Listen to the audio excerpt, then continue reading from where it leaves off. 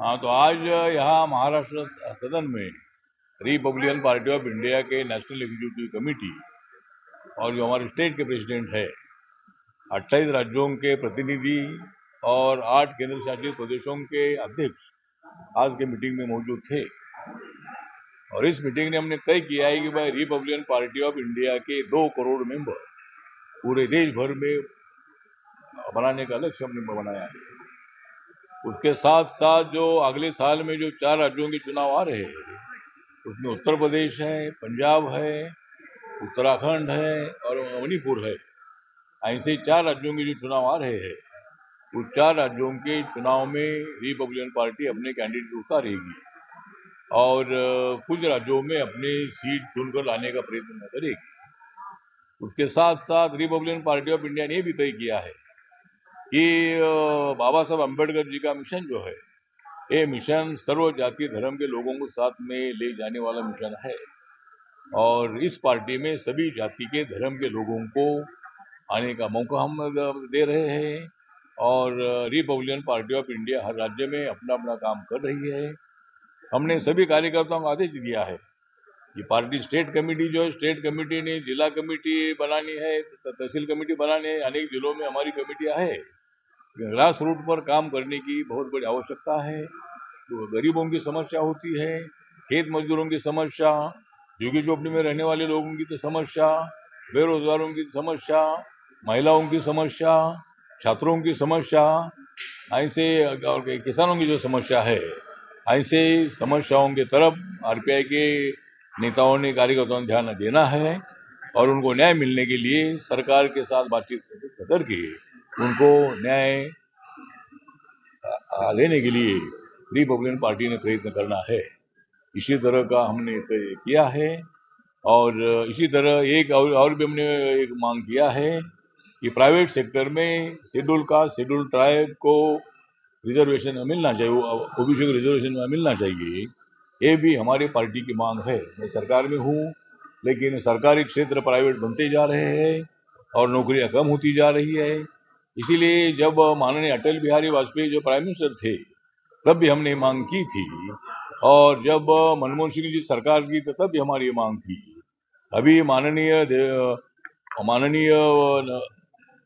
नरेंद्र मोदी साहब के नेतृत्व में एनडीए की सरकार है। इस सरकार के तरफ भी हमारी मांग है कि प्राइवेट सेक्टर में शेड्यूल कास्ट, शेड्यूल ट्राइब को, ओबीसी को आरक्षण मिलना चाहिए। इसी तरह की चर्चा आज की मीटिंग में हुई है और पार्टी को पूरे देश भर में बढ़ाने के लिए, महाराष्ट्र में भी पार्टी को बढ़ाने के लिए और महाराष्ट्र में रिपब्लिकन पार्टी को महायुति ने कुछ सीट हमको देनी चाहिए। जब लोकसभा का चुनाव आएगा, जब विधानसभा का चुनाव आएगा, तब आरपीआई को भी महाराष्ट्र में हमें साथ में लेना चाहिए। बाकी के राज्यों में हमको एनडीए साथ में इसलिए नहीं लेती है कि महाराष्ट्र से रिपब्लिकन पार्टी एनडीए में है, तो बाकी के राज्यों में अगर आरपीआई को हम टिकट देंगे तो बाकी की सब एनडीए की पार्टी हमको टिकट मांगेगी। इसीलिए उन्होंने नियम बनाया है कि भाई जिस तरह बिहार में जो 3-4 पार्टी एनडीए में है, उत्तर प्रदेश में 3-4 पार्टी एनडीए में है, महाराष्ट्र में 3-4 पार्टी एनडीए में है, उनको उस राज्य में टिकट देते हैं। लेकिन हमारी सूचना ये है कि हमारी पार्टी सारे देश भर में है। हमारी पार्टी नागालैंड में रिकॉग्नाइज है, 2 एमएलए हमारे हैं, मणिपुर में हमारी पार्टी रिकॉग्नाइज है और आने वाले चुनाव में हमने तय किया है कि हमारे जो वहाँ के नेता है महेश्वर जी, उन्होंने हमको बताया है कि भाई वहाँ हम जो 60 सीटें हैं, उसमें से 40 सीटों पर चुनाव लड़ने का प्रयत्न हमारा आरपीआई की तरफ हो रहा है। इसी तरह हमारी पार्टी छोटे राज्यों में बढ़ रही है और इसी तरह पार्टी को बाबा साहब का मिशन, सबको न्याय, सबका साथ, सबका विकास, ये नरेंद्र मोदी जी का तो नारा ही है, लेकिन बाबा साहब का नारा ये था कि हर व्यक्ति को न्याय मिलना चाहिए, सामाजिक न्याय मिलना चाहिए, आर्थिक न्याय मिलना चाहिए। उसके लिए हम सब लोग आरपीआई की तरफ से काम करते रहेंगे, ऐसा आज की मीटिंग में तय हुआ। हाँ, तर आता आज आमची राष्ट्रीय कमिटीची आणि सर्व देशातल्या 28 राज्यातले आणि 8 केंद्रशासित प्रदेशातले अध्यक्ष इथं आले होते आणि आमची जी राष्ट्रीय कमिटी आणि या सगळ्या अध्यक्षांच्या उपस्थितीमध्ये आज आमची मिटिंग महाराष्ट्र सदनमध्ये झाली, म्हणजे चालू आहे. आणि त्या ठिकाणी आम्ही ठरवलेलं आहे की 2 कोटी मेंबर रिपब्लिकन पक्षाचे साऱ्या देशामध्ये बनवायचे आणि रिपब्लिकन पक्ष तळागाळापर्यंत पोहोचवायचा. सर्व जाती धर्माच्या लोकांना पक्षामध्ये आणायचं. हिंदू असेल, मुस्लिम असेल, शीख असेल, इसाई असेल, जैन असेल, बुद्धिस्ट असेल, पारशी असेल, या सगळ्या जाती धर्माच्या लोकांना पक्षात आणायचं आणि बाबासाहेब आंबेडकरांच्या व्यापक विचाराचा रिपब्लिकन करायचा, अशा पद्धतीचा एक ठराव आम्ही केलेला आहे. त्याचप्रमाणे पुढच्या वर्षी ज्या निवडणुका येणार आहे, म्हणजे पुढच्या वर्षी फेब्रुवारी मार्चमध्ये किंवा जानेवारीमध्ये निवडणूक येतील, तर त्या 4 राज्यांच्या निवडणुका येत आहे. त्याच्यामध्ये उत्तर प्रदेश आहे, उत्तराखंड आहे, त्यानंतर पंजाब आहे, मणिपूर आहे.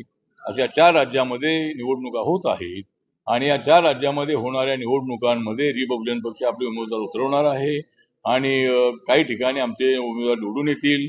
मणिपूरमध्ये तर आमची मोठी तयारी आहे. त्या ठिकाणी 60 पैकी 40 जागा लढण्याच्या तयारीमध्ये आम्ही आहोत, असं तिथे अध्यक्षांनी आम्हाला सांगितलेलं आहे. त्याप्रमाणे आणि इतर राज्यामध्ये आम्ही आमचे उमेदवार उभे करणार आहोत. आणि मी कार्यकर्त्यांना आवाहन केलेलं आहे की रिपब्लिकन पक्षाचा कार्यकर्ता ऍक्टिव्ह असला पाहिजे, ग्रासरूटमध्ये काम करणारा तो असला पाहिजे, बेरोजगारांच्यासाठी त्यांना रोजगार मिळवून देण्यासाठी त्यांनी प्रयत्न केला पाहिजे. सरकारचे जे काही अनेक उद्योग आहेत, त्या अनेक जे काही स्कीम आहेत, त्या स्कीमचा फायदा आपण खेड्यापाड्यातल्या शहरातल्या मुलांना मुलींना मिळवून दिला पाहिजे. त्याचबरोबर शेतकरी आहेत, महिला आहेत, युवा आहेत, विधवा महिला आहेत, या सर्वांना न्याय देण्यासाठी आपण सातत्यानं आवाज उठवला पाहिजे. अशा पद्धतीची भूमिका त्यांच्यासमोर आपण मांडलेली आहे.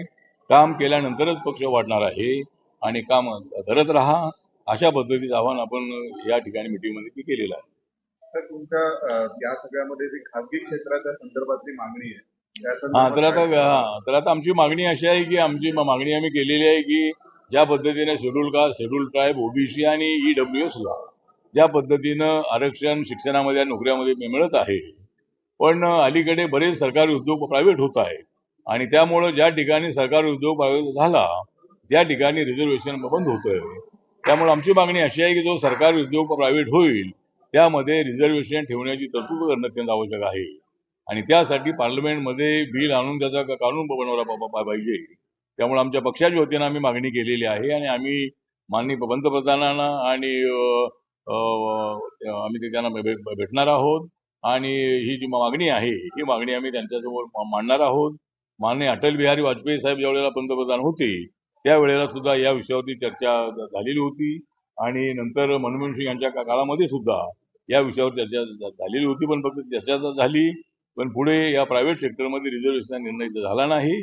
पण आमची मागणी अशी आहे की प्रायव्हेट सेक्टरमध्ये दलित, आदिवासींना, ओबीसीना आरक्षण मिळालं पाहिजे, अशा पद्धतीची आमची मागणी आहे.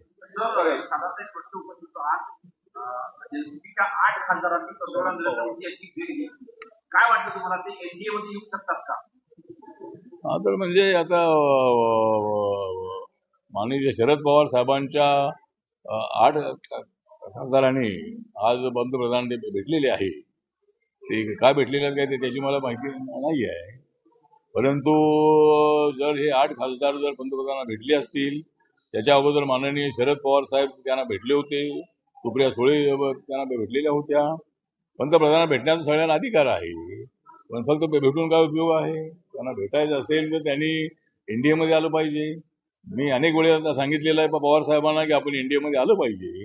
जॉर्ज फर्नांडिस सारखे नेते या एनडीएमध्ये होते, तर पवार साहेबांनी यायला काही हरकत नाही आहे. त्यामुळं अजितदादांचं म्हणणं हेच होतं की शिवसेना आपल्याला चालते पण बीजेपी काय चालत नाही आहे. त्यामुळं जर ते भेटले असतील तर मला असं वाटतं की जर एनडीएमध्ये ते येत असतील तर त्यांचं स्वागतच आहे आणि त्यांनी एनडीएमध्ये यावं असं माझं मत आहे. माझ्या पक्षाची भूमिका अशी आहे की महिलांना आरक्षण मिळालंच पाहिजे, ही आमच्या पक्षाची ठाम भूमिका आहे. बाबासाहेब आंबेडकर हे लॉ मिनिस्टर असताना त्यांनी हिंदू कोड बिल आणलं होतं आणि त्याच्यामध्ये सर्व जाती धर्माच्या महिलांना हक्क मिळाला पाहिजे, प्रॉपर्टीमध्ये त्यांना चांगला हिस्सा मिळाला पाहिजे आणि त्यांना सगळ्या क्षेत्रामध्ये आरक्षण मिळालं पाहिजे, अशा पद्धतीच्या त्यामध्ये सुद्धा होते. पण त्यावेळेला बाबासाहेब आंबेडकर लॉ मिनिस्टर असताना पार्लमेंटमध्ये हे बिल पास होऊ शकलं नाही, म्हणून बाबासाहेबांनी आपल्या कायदेमंत्रीपदाचा राजीनामा दिलेला होता. त्यामुळं आम्ही महिला आरक्षणाच्या बाजूने आहोत. त्यामुळं काँग्रेस आणि विरोधी पक्षांवरती आमचा आरोप आहे हे महिला विरोधी आहेत. यांना महिलांचं आरक्षण लागू होऊ द्यायचं नाही आहे. जर 2029 मध्ये आरक्षण लागू करायचं असेल तर लवकरात लवकर हे बिल पास होणं अत्यंत आवश्यक आहे. आणि महिलांचं आरक्षण जे आहे ते वाढवत असताना किंवा त्यांना आरक्षण देत असताना डिलिमिटेशन 20-25 वर्षानंतर करण्याच्या संबंधामधली तरतूद संविधानामध्ये आहे. आणि त्यामुळं मला वाटतं की डिलिमिटेशनला विरोध करण्याची आवश्यकता अजिबात नाही आहे. त्यांनी सरकारशी बोलावं, तर आम्ही सुद्धा त्यांचे बोलायला तयार आहोत. अनेक पक्षाची आमच्या इंडियाच्या वतीनं चर्चा सुरू आहे. त्यामुळं मला असं वाटतं की डिलिमिटेशनला माझ्या पक्षाचा पूर्ण पाठिंबा आहे. मतदारसंघ फार मोठे आहेत, ते मतदारसंघ छोटे झाले पाहिजेत. आणि जे बिल माननीय अमित शाह साहेबांनी आणलं होतं की महिलांसाठी सध्या पार्लमेंटच्या 543 जागा आहेत, सगळ्या जागा 545 आहे, पण त्यामध्ये 2 जागा अँग्लो इंडियनच्या आहेत आणि इलेक्शनच्या जागा 543 आहेत. तर त्याच्यामध्ये 273 जागा वाढवायच्या आणि पार्लमेंटच्या 816 जागा करायच्या आणि डिलिमिटेशन जे आहे ते डिलिमिटेशन त्यासाठी आवश्यक आहे. आणि म्हणून हे बिल लवकरात लवकर पास होणं अत्यंत आवश्यक आहे. आणि जर सगळ्यांची सहमती झाली तर कदाचित स्पेशल अधिवेशन सुद्धा ऑगस्ट सप्टेंबरमध्ये होण्याची शक्यता आहे. तर माझ्या पक्षाचा महिला आरक्षणाला आणि डिलिमिटेशनला माझ्या पक्षाचा पूर्ण पाठिंबा आहे.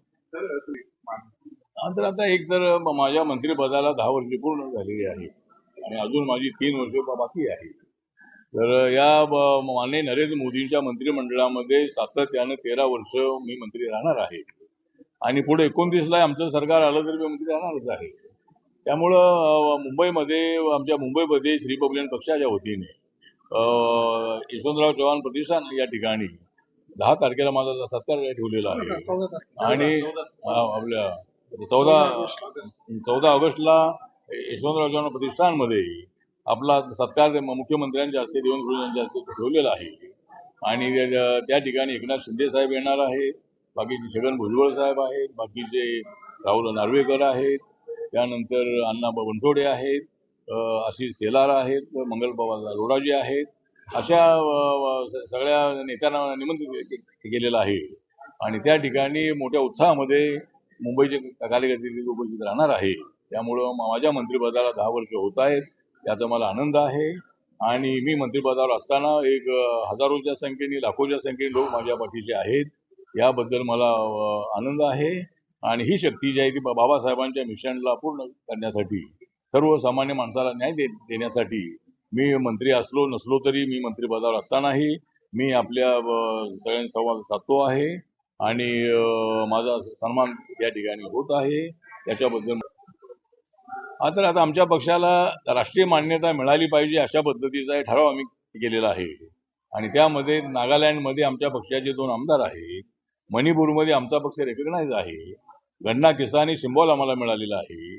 आणि आजच्या बैठकीमध्ये आम्ही ठराव केलेला आहे की पुढच्या निवडणुका ज्या होणार आहेत, जे 4 राज्यामध्ये निवडणुका आहेत त्यानंतर ज्या काही निवडणुका असतील त्यावेळेला आपल्या पक्षाला अजून 2 राज्यामध्ये जर मान्यता मिळाली तर पक्षाला राष्ट्रीय पक्षाची मान्यता मिळणार आहे. त्यामुळे पक्षाला राष्ट्रीय पक्षाची मान्यता मिळवण्याचा ठराव सुद्धा आम्ही केलेला आहे आणि त्या दिशेनं आमचं काम सुरू आहे.